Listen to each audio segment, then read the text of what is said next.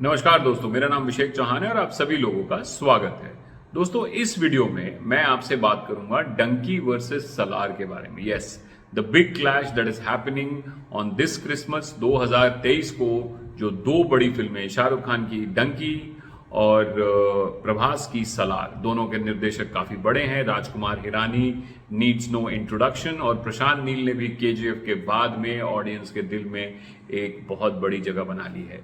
इस फिल्म की screen clash, जो स्क्रीन के लिए जो लड़ाई होने वाली है दोनों डिस्ट्रीब्यूटर्स में, एक तरफ ए फिल्म्स हैं, दूसरी तरफ रेड चिलीज हैं, वो क्या होने वाला है, क्या अटकेलियां लगाई जा रही हैं, कैसे बंटवारा होगा स्क्रीन्स का दोनों के बीच में, कौन जीतेगा, किसको ज्यादा स्क्रीन्स मिलेंगी, क्या अब तक की बातें सुनने में आ रही हैं, इन सारी चीजों पे चर्चा करूंगा इस वीडियो पे।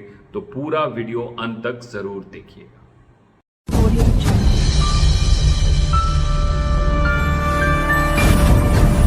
दोस्तों, जब से ये अनाउंस किया है सलार की टीम ने कि वो 22 दिसंबर पे आ रहे हैं, मार्केट गर्म हो गया है। लोग तरह तरह की बातें कर रहे हैं, अटकेलियां लगा रहे हैं कि भाई स्क्रीन शेयरिंग कैसे होगी 22 दिसंबर को।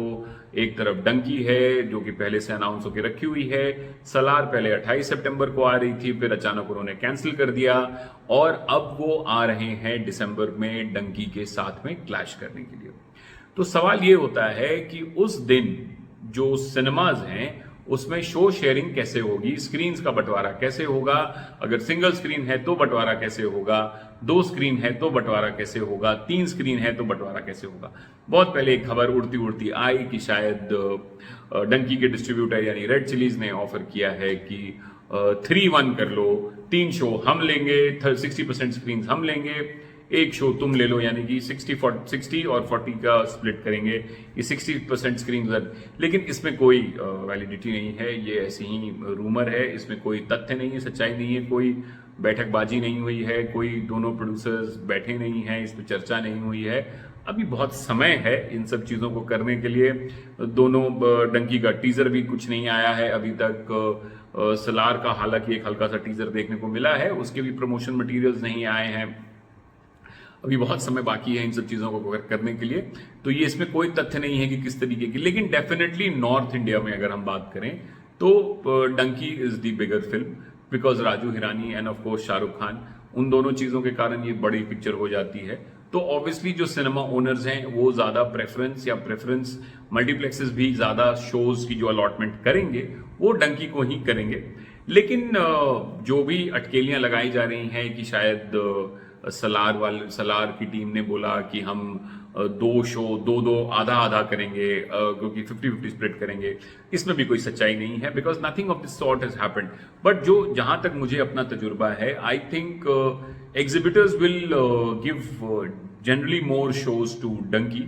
लेकिन देखिए, मेरा जो इस पे ओपिनियन है और जो मेरा व्यू है इस पे, वो थोड़ा सा डाइवर्जेंट है बाकी लोगों के हिसाब से, क्योंकि आप शोज तो निकाल लेंगे पहले दिन, दूसरे दिन भी शायद आप निकाल लेंगे, तीसरे दिन भी शायद आप निकाल लेंगे, लेकिन चौथे दिन से जो पिक्चर की मेरिट है उसके हिसाब से एग्जिबिटर अपने शोज को चेंज कर लेंगे।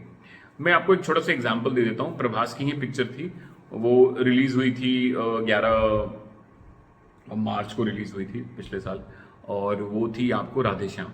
और राधे श्याम के साथ एक बहुत छोटी सी फिल्म आई थी, द कश्मीर फाइल्स आई थी, और उसके डिस्ट्रीब्यूटर ने फिल्म लगाने को भी वो तैयार नहीं थे।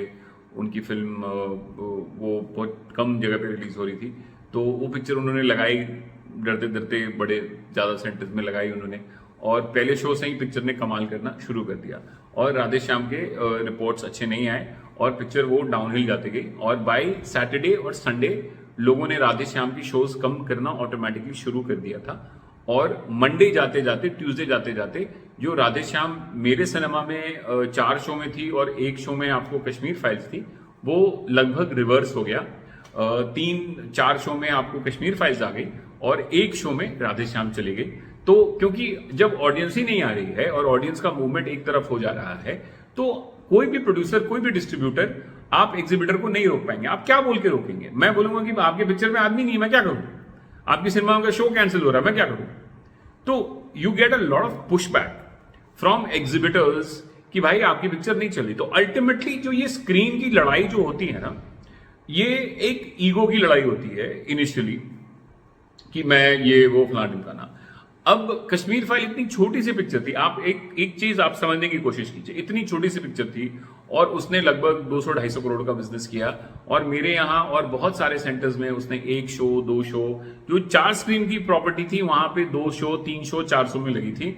और फिर उसके बाद में राधे श्याम के साथ रिलीज हुई, उसके अगले वीक में बच्चन पांडे आई, उसके अगले वीक में आपको ट्रिपल आर आई, फिर भी इस पिक्चर ने अपना धंधा निकाला। तो what does it prove? It doesn't mean what it really proves that the audience has to have the desire to watch your film. तो ये सब स्क्रीन ज्यादा कौन ले रहा है, ये ज्यादा कौन कर रहा है, ये ज्यादा शोज क्या लगेंगे, ये सब ट्रेड की जो समस्याएं हैं, ये ट्रेड की समस्याएं हैं। और लोग ज्यादातर इसको करते हैं कि भाई थोड़ा सा हम कर रहे हैं तो हमको ज्यादा शोज मिलने चाहिए। चलिए ठीक है, आपका काम है, आपको करना चाहिए, but ultimately what is important ना कि आप लोग जो है दर्शक, आपको कौन सी पिक्चर देखनी है और आप ही डिसाइड करते हैं कि कौन सी पिक्चर कितना धंधा करती है, क्योंकि आप ही टिकटें खरीदते हैं। तो जो पिक्चर की ज्यादा टिकटें बिकेंगी अल्टीमेटली शोज और स्क्रीन उसी को मिलेंगी। तो ये 60 मैं ले लूंगा, 70 तू ले ले, 20 तू ले ले, 10 मैं ले लूं, अल्टीमेटली क्या होगा ना कि आप 20 लेके भी, जैसे मेरे यहाँ पे एक शो में मिशन कश्मीर फाइल्स लग के 5 गुना का बिजनेस किया आपको राधे श्याम से, तो क्या हुआ 4 शो लेने का आपका मतलब? पिक्चर ढंग की होनी चाहिए, एक शो में भी लगेगी तो धंधा कर लेगी। सो अभी तक जितनी बातें हुई हैं मोटा मोटा आपको समझा दूं, कोई शो शेयरिंग पे बातें किसी प्रोड्यूसर में नहीं हुई हैं। अगर कोई आपको कह रहा है तो आपको बरगला रहा है, आपको गलत समझा रहा है। अभी तक ना प्रोड्यूसर दोनों एक दूसरे सामने बैठे हैं, ना डिस्ट्रीब्यूटर बैठे हैं, इस पे चर्चा भी नहीं हुई है। टीजर आने दीजिए, ट्रेलर आने दीजिए, ये सारी चीजें लास्ट में डिस्कशन होती हैं।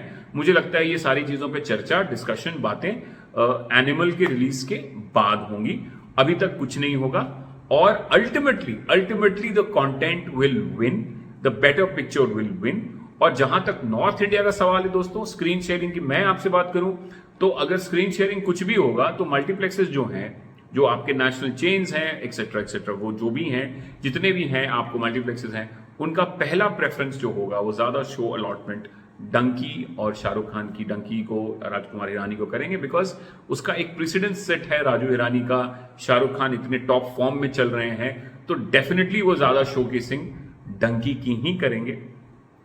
सलार को भी शोज मिलेंगे, डेफिनेटली मिलेंगे। Prashanth Neel after KGF is definitely huge brand और केजीएफ ने जीरो के सामने और सिम्बा के सामने भी अपनी पहचान बना ली थी।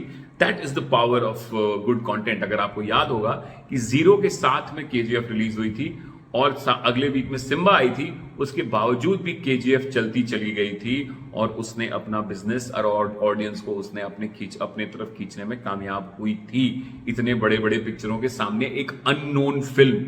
तो ultimately content does the talking. आप स्क्रीन के लिए कितनी भी लड़ाई कर लीजिए, पुष्पा स्पाइडरमैन के सामने रिलीज हुई थी और धीरे धीरे करते 100 करोड़ का बिजनेस उसने निकाल लिया था कोविड के टाइम पे और उस समय पे। तो what you really have to understand is the content does the talking और अल्टीमेटली आप डिसाइड करते हैं कि कौन। तो ये स्क्रीन वो ले जाएगा, ये स्क्रीन इधर ले जाएगा, उससे कुछ नहीं होने वाला है, इससे कुछ नहीं होने वाला। Ultimately content does the talking. एक शो पे लगने पे भी 250 करोड़ का बिजनेस हो सकता है, 3 शो पे लगने पे भी हो सकता है। अल्टीमेटली ऑडियंस जिस पिक्चर को प्रेफर करेगी, एग्जीबिटर उसी पिक्चर को चलाएंगे। मैं ऑडियंस के आगे नतमस्तक हूं, पूरी इंडस्ट्री आपके आगे नतमस्तक है। तो जो पिक्चर को आप देखना चाहेंगे, स्क्रीन उसी को मिलेंगी।